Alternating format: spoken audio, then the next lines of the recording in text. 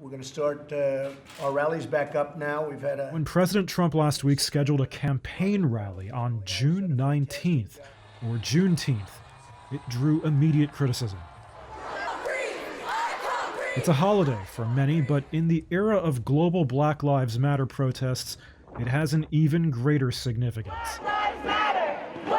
What does June 19th mean in 2020?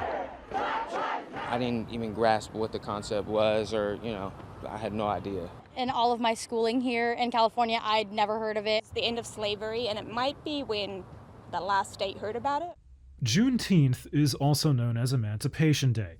It marks the moment in 1865, after the end of the American Civil War, when the last group of black slaves were finally freed. President Lincoln had signed the Emancipation Proclamation 2 years earlier. It took that much time for Union soldiers to bring the news to them in Texas. In 1980, Texas officially declared it a holiday. It's now recognized in 46 other states and the District of Columbia, although it's not a federal holiday.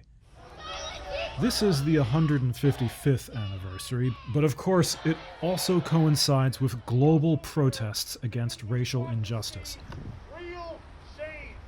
That's one of the reasons why Trump's campaign rally was criticized. And it wasn't just the timing, but the location itself. in Tulsa, Oklahoma. The 1921 Tulsa massacre of African Americans by a white mob was one of the worst incidents of racial violence in U.S. history. On the African American community.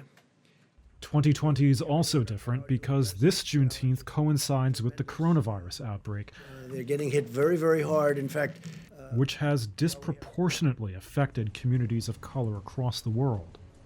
Many American cities have canceled their annual parades due to the pandemic, but it will still be marked in other ways. Festive meals, gatherings, virtual conferences, and smaller events are still expected to take place. And we can expect it to be seen in protests that weekend.